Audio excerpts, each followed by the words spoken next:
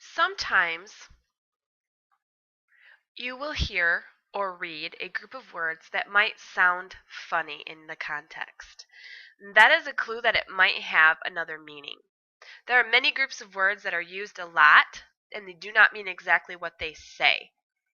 Okay? Remember, context is the words and sentences around a word that helps to give readers clues to its meaning.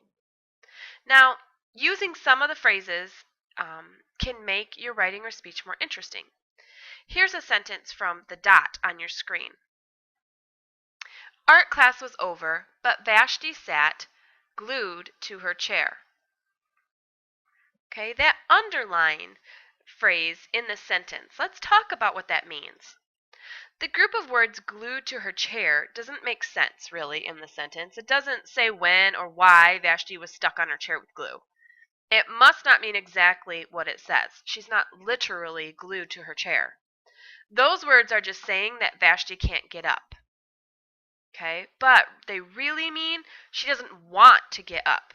She does not want to leave.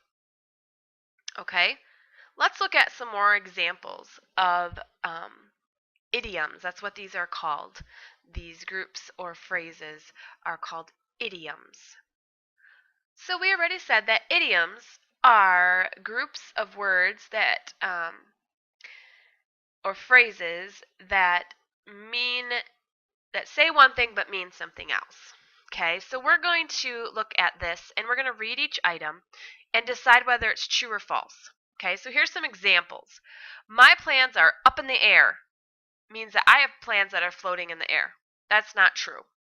If your plans are up in the air, you have plans, but they are still uncertain. And that is the true meaning of up in the air. Okay, so we're going to work on that. The fun story keeps John glued to his chair.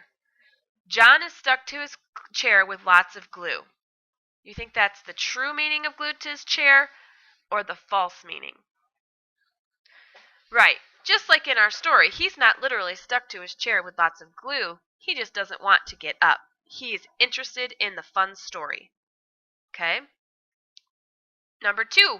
They used my name. Kelly is glued to her chair during the show. Kelly really likes the show. There's the true meaning. Okay? She really is interested in the show, so she's glued to her chair. She doesn't want to get up. All right? Ben has a heart of gold. Ben's heart is made of gold. True or false? Right. False. His heart is not literally made of gold. A person with a heart of gold is a very nice person, is the true meaning when you say someone has a heart of gold. That's just a quick little lesson on idioms for vocab. Remember, you can use the context clues around phrases like this to see if you can figure out what they mean.